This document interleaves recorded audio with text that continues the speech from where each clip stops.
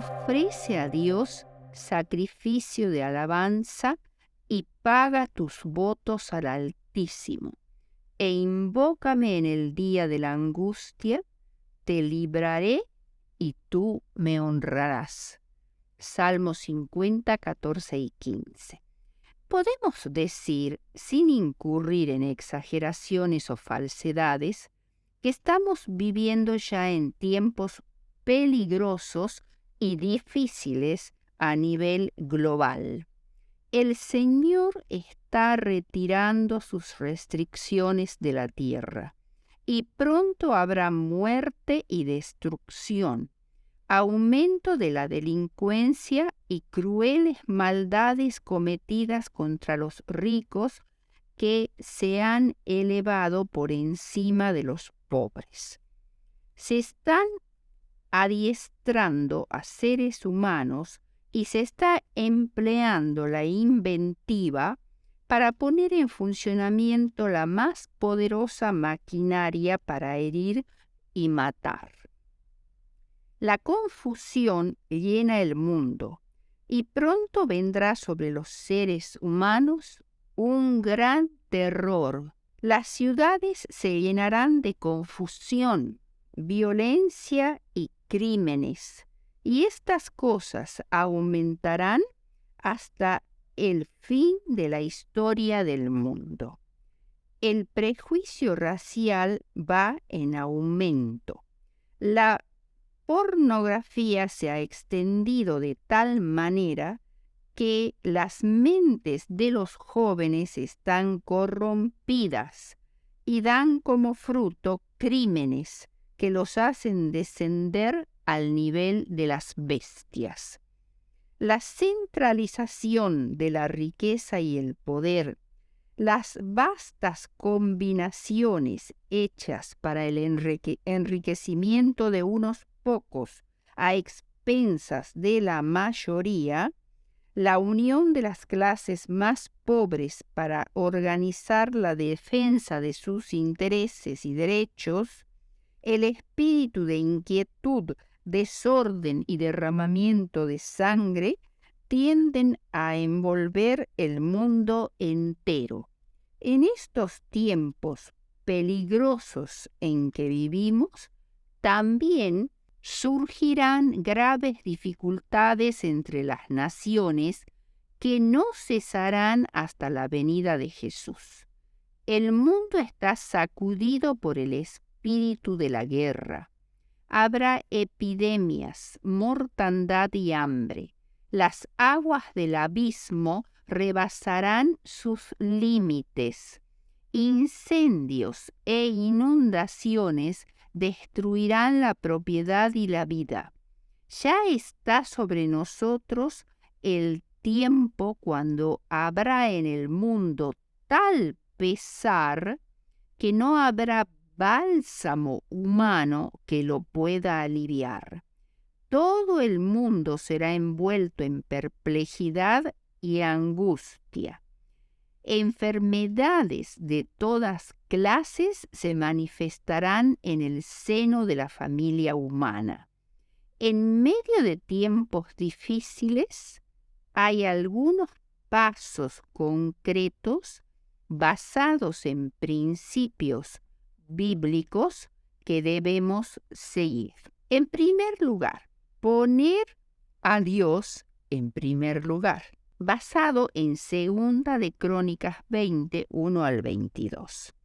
Hacia el final del reinado de Josafat en Judá, fue invadido por un ejército que hacía temblar al pueblo que sufría tal invasión.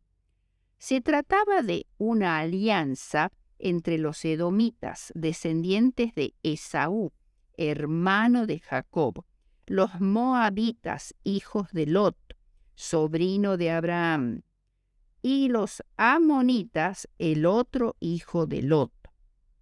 Venían del sur, de la zona del Mar Muerto, y se habían reunido en la ciudad de Engadi, en la parte central de la orilla occidental del Mar Muerto. Aunque Josafat era un hombre de coraje y valor, y durante años había fortalecido sus ejércitos y ciudades, por lo cual estaba preparado para enfrentar a cualquier enemigo, sin embargo, en esta crisis no puso su confianza en el brazo de la carne.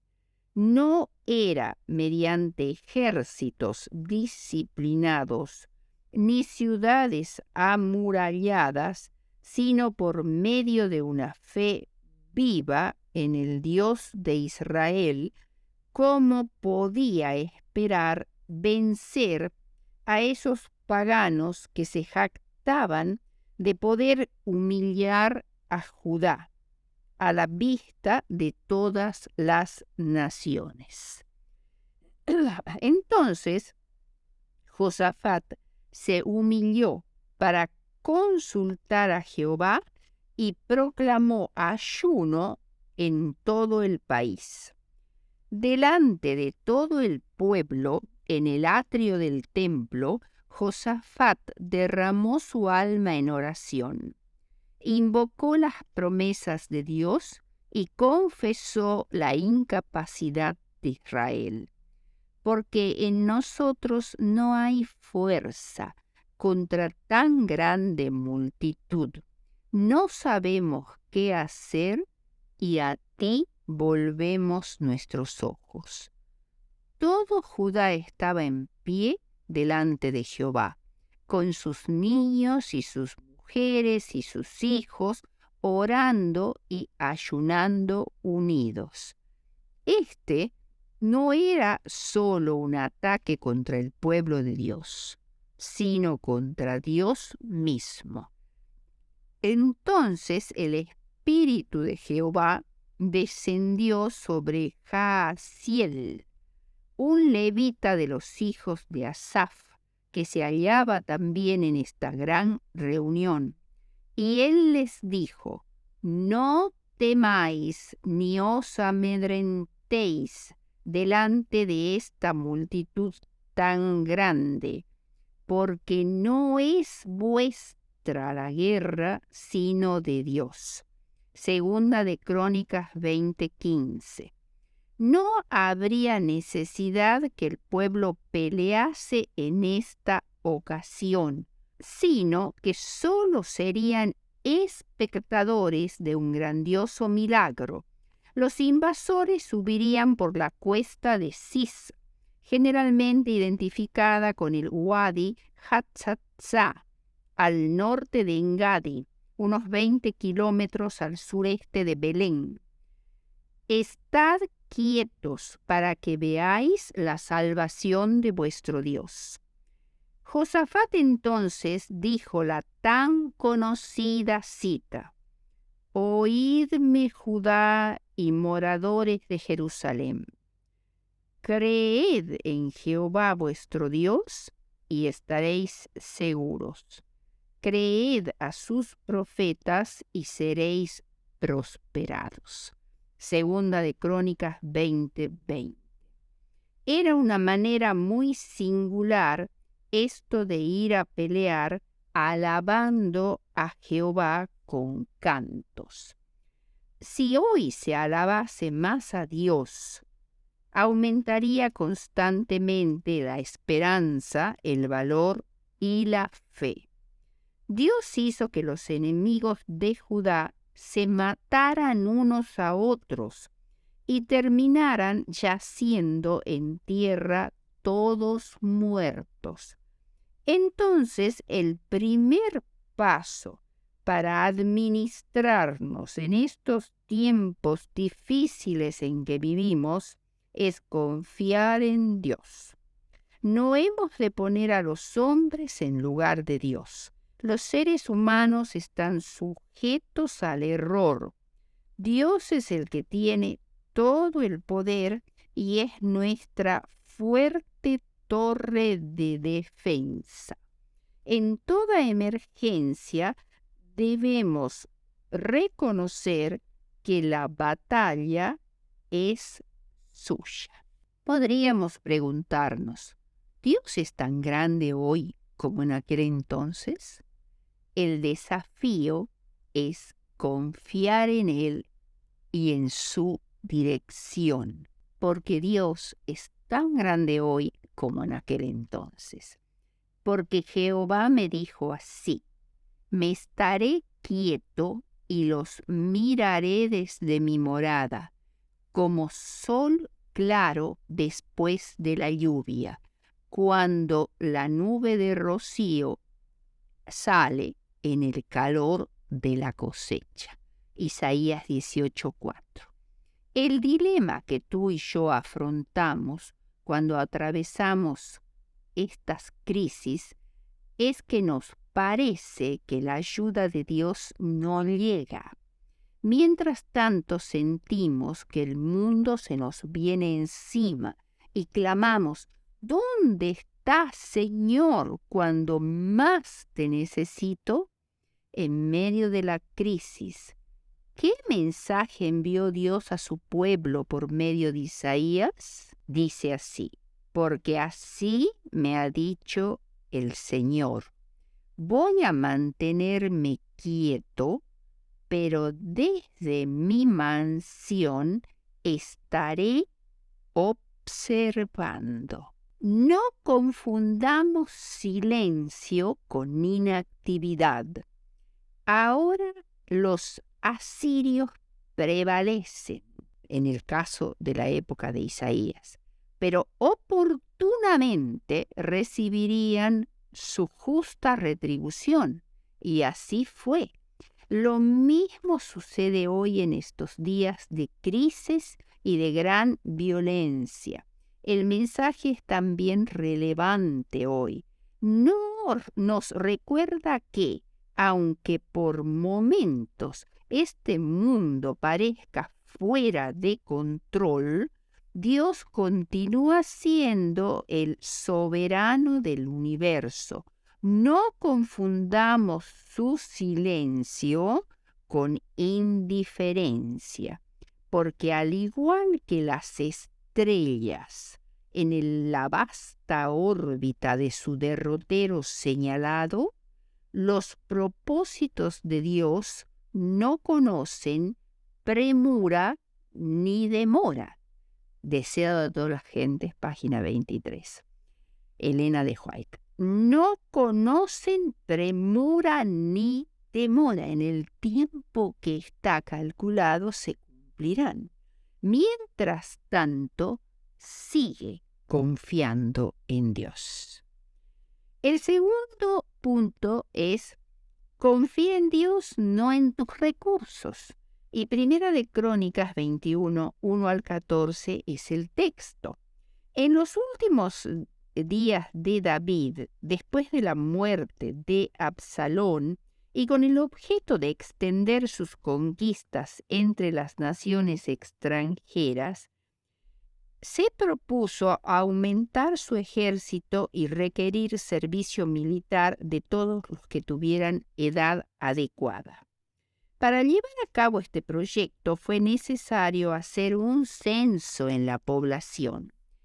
El orgullo y la ambición fueron lo que motivó esta acción del rey David.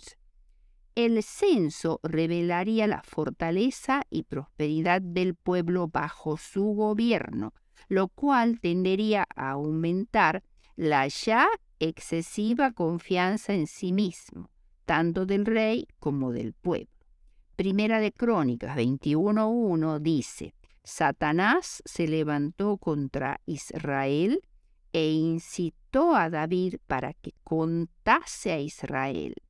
Lo que David no advirtió era que la prosperidad de Israel estaba bajo su gobierno y se debía más a la bendición de Dios que a la habilidad de su rey o a la fortaleza de su ejército.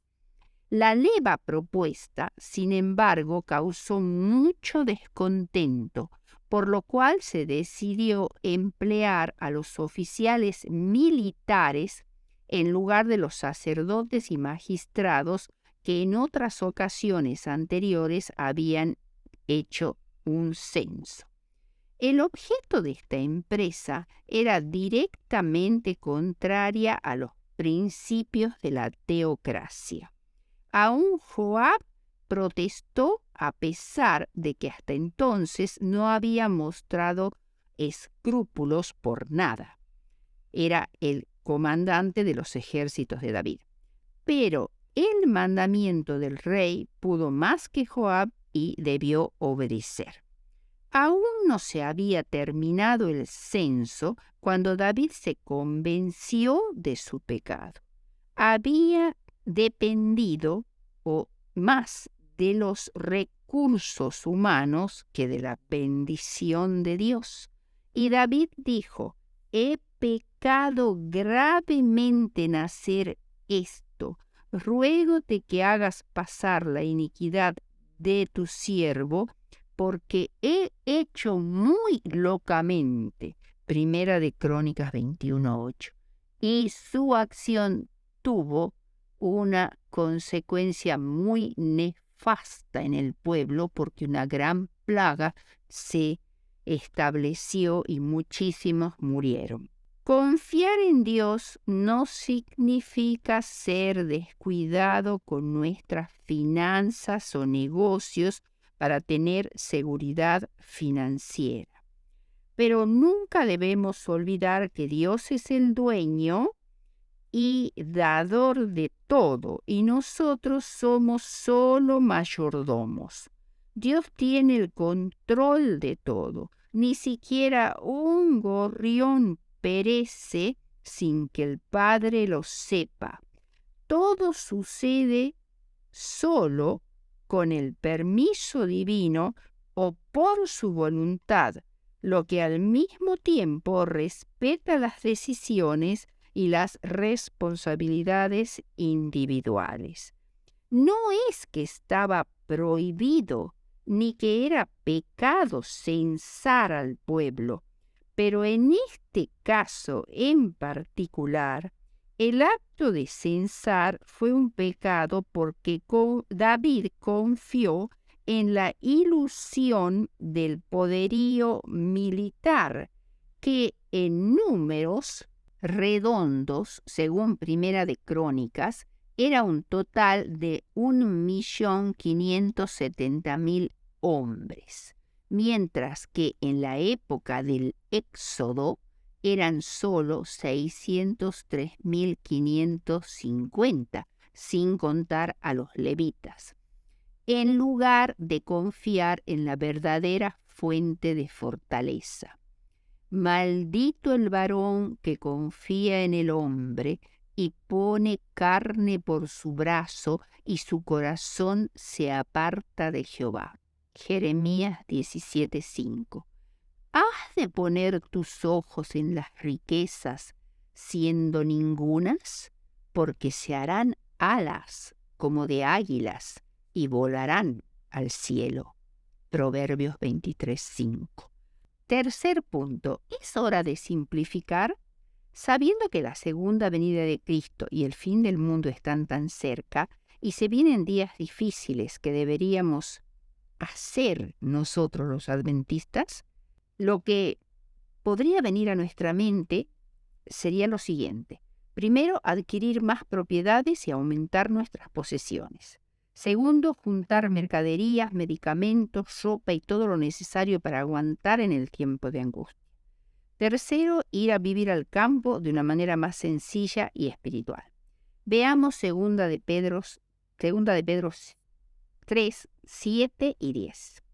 Pero los cielos y la tierra que existen ahora están reservados por la misma palabra, guardados para el fuego en el día del juicio y de la perdición de los hombres impíos.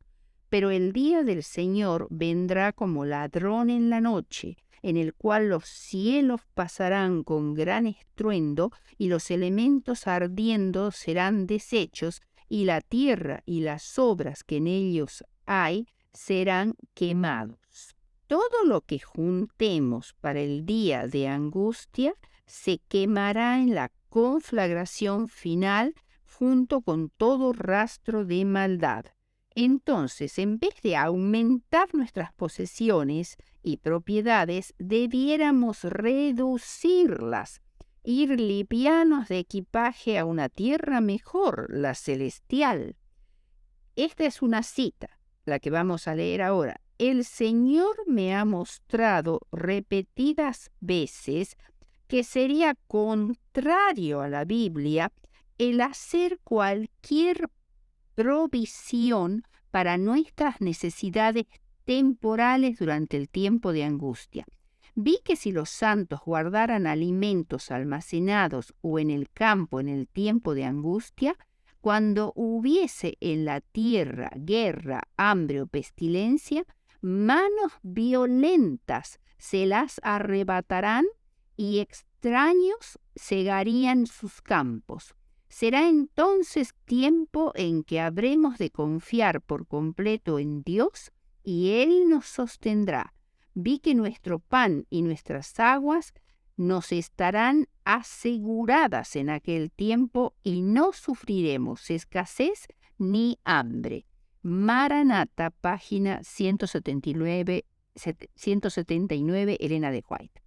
En el tiempo de angustia, de nada les valdrán a los santos las casas ni las tierras, porque entonces tendrán que huir delante de turbas enfurecidas, y en aquel entonces no podrán deshacerse de sus bienes para hacer progresar la causa de la verdad presente.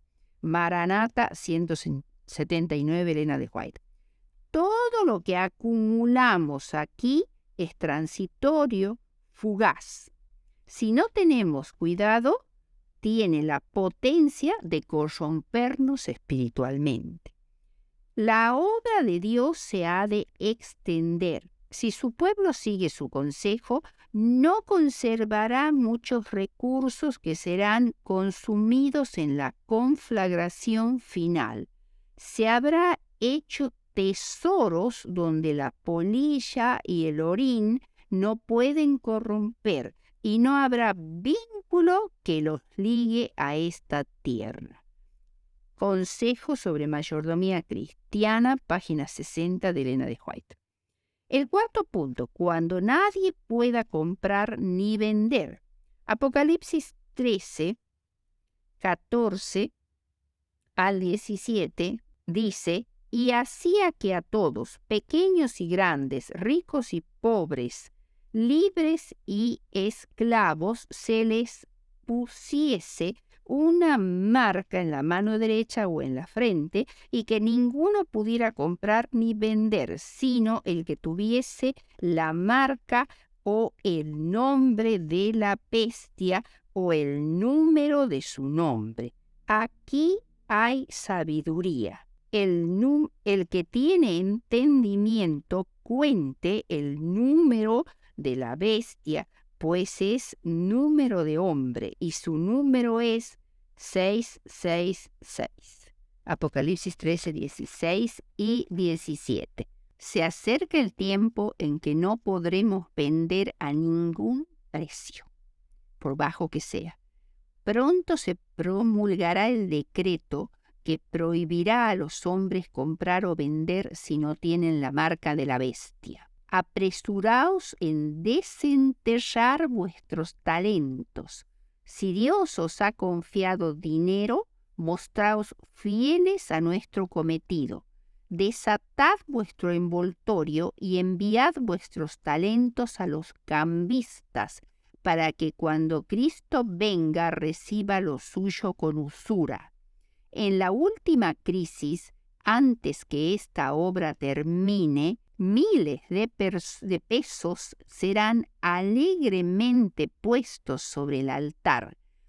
Los hombres y las mujeres considerarán que es un bendito privilegio participar en la obra de preparar almas para que estén de pie en el gran día del Señor, y darán centenares con tanta facilidad como ahora dan pesos. Si comprendemos cuán cerca está el fin de toda tarea que se realiza por la salvación de las almas, sacrificaríamos nuestras posesiones tan generosamente como lo hicieron los miembros de la iglesia primitiva. Se ejercería tacto y habilidad y se trabajaría con fervor y abnegación para adquirir medios, no para acumularlos, sino para depositarlos en la tesorería del Señor. Maranatha 181, Elena de White. El quinto punto, prioridades. Ninguno puede servir a dos señores, porque o aborrecerá al uno y amará al otro, o estimará al uno y menospreciará al otro. No podéis servir a Dios y a las riquezas. Esto lo dijo Jesús en Mateo 6:24. Sea que tengamos pobreza o riqueza, debemos procurar ser fieles a Dios en ambas circunstancias. Si tenemos riquezas, no debemos estar tan centrados en ellas para vivir ansiosos y preocupados por mantenerlas. Debemos aprender la lección que nos enseña Eliseo. Eliseo era heredero de una gran fortuna, porque la hacienda de su padre era grande y extendía sus tierras agrícolas cada vez más. Tenía, en el momento en que aparece en la Biblia, 12 yuntas de bueyes abriendo la tierra para la siembra. Eliseo no tenía necesidad de trabajar, pero aún así se puso al frente de una yunta de bueyes para hacer la labor responsable de alguien que no desaprovecha ningún momento para ser útil. Los pequeños trabajos, por más insignificantes que sean, preparan al hombre o a la mujer para saber apreciar el valor de la economía y no derrochar cuando se tiene en abundancia. Cuando Elías lo llamó para continuar su ministerio, no vaciló en abandonarlo todo, porque las riquezas y la fortuna no eran un ancla para su alma. Llegará el tiempo en que Dios pida a las personas el sacrificio de todos sus bienes, y aquel que considere sus bienes como si fueran de Dios, no tendrá problemas en devolverlos. Eliseo pidió la doble porción del Espíritu para servir y sacrificarse por el pueblo de Dios. Si esto es así, no será difícil para un rico entrar en el reino de los cielos, porque solamente será un mayordomo fiel que gestiona los recursos del cielo en la tierra, mientras espera el retorno glorioso del Rey de Reyes en gloria y majestad. No tan solo es necesario ser fieles en la riqueza, sino fieles en la perplejidad de la pobreza. Los pobres sufren en su salud porque su alimentación de alto contenido graso e hidratos de carbono que producen obesidad y propensión a las enfermedades cardíacas y al cáncer. Los desnutridos también suelen sufrir frecuentes infecciones, tienen viviendas inadecuadas o refugios o albergues para pobres muy atestados. Muchos pobres no cuentan ni aún con agua potable. Para muchos de los pobres, el comercio sexual representa una actividad de supervivencia, con incremento de las enfermedades de transmisión sexual. Su conciencia muchas veces está a merced de sus protectores, entre comillas. Su asistencia al aprendizaje básico se ve amenazado, matando así sus sueños y dejándolo a merced de la desesperación. Sus hijos enfrentan el peligro de perder los privilegios de la educación superior, lo cual es una ventaja competitiva sin precedentes en pleno siglo XXI. Un pobre vive con muchas dificultades, por tanto ellos requieren la ayuda desinteresada e inteligente de los ricos. satisfaciendo primero las necesidades más apremiantes de los necesitados y luego introduciéndolos en el reino de Dios.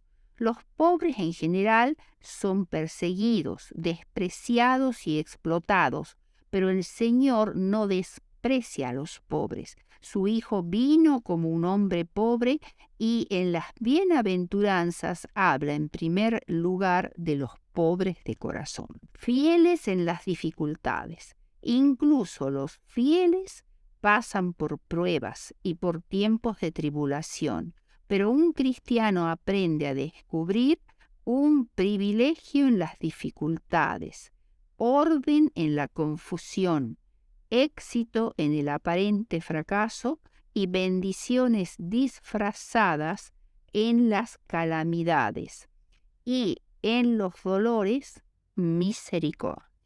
Educación 270.